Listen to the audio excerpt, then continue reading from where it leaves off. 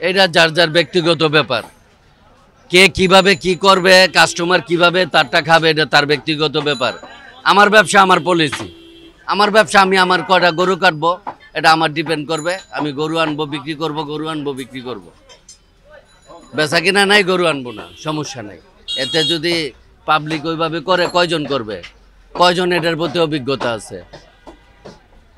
একজন 5 তলা 7 তলা 10 তলা যাই কোটিপতি, হ্যাঁ এই 1.5 টাকা গরু গোস্তের লেগে হ্যাঁ বয়ে থাকবো, হ্যাঁ দোকানতে দারোয়ান পাঠায় দিব, নে 50 কেজি 20 কেজি 10 কেজি গোস্ত লয়, কত 800 টাকা কেজি লয়। এটি চিন্তা ভাবনা করে যারা লো ক্লাসের লোক, আমার মতো দারিদ্র লোক, কথা বুঝেন নাই? আমার মতো যারা মিডিয়াম ক্লাসের লোক এরা চিন্তা ভাবনা করব, কিন্তু যারা পয়সাওয়ালার লোক এরা এই চিন্তা ভাবনা করব না। এখন মানুষ টাকার দিকে চায় না, চায় ভালো জিনিস, ভালো খাবার, ভালো কাপড়। টাকা কামায় সবাই।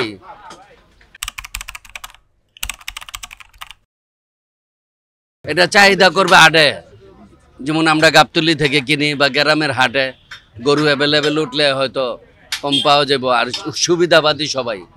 ঈদ আসলে এটা আমরা ওই জায়গায় 5,000 বেশি দানম, কাস্টমারের তো আমরা 5,000 টাকা ওইভাবে ফালায় নিব। যেমন আমি এই গরু কিনছি ধরেন 1,15,000 20,000, তো 20,000 টাকাটা যদি কিনা থাকি তাহলে আমার 5,000 টাকা বেশি, এমন বেশি 70 টাকা। ওইটা আমি একটা গরু যদি 100 কেজি গোছ হয় তাহলে কেজিতে 20-30 টাকা বাড়লে আমার 5,000 টাকা আইব। তাহলে আমি এখন 5,000 কম পাইতেছি, 5,000 টাকা কম বেচতেছি। বাংলাদেশে গরুর খাবারের দাম কমাক, গরুর দাম এমনি অটোমেটিকলি কমে আইব। 1 কেজি ভুসির দাম 70 টাকা, 1 কেজি কুড়ার দাম 45 টাকা, ফিডের দাম আমি বলতে পারি না। এই যে খাবারগুলা গরুরে খাওয়ায়, এটার দামটা কমায় আনক, তাহলে অটোমেটিকলি গরু গোস্তের দাম কমে যাব।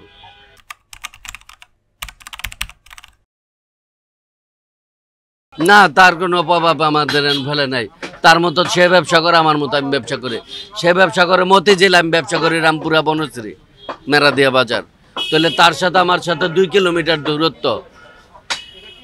তার সাথে আমার যে কাস্টমার হয় মাগনা দিলেও খাইব না। খলিলের বহুত কাস্টমার আছে আমার থেকে মাংস নেয় বর্তমানে। এখন ওর ব্যবসা ওর মতো করে, আমি আমার ব্যবসা আমি করি। ওই মাগনা বেচক বা 600 করে বেচক, এটা তার ব্যক্তিগত ব্যাপার। আর আমি 770 টাকা কেজি বিক্রি করি, এটা আমি দেশি গরু ভালো গরু কাটি, এটা হলো কথা। কাস্টমারের মন রক্ষা করে গোস্ত বিক্রি করি।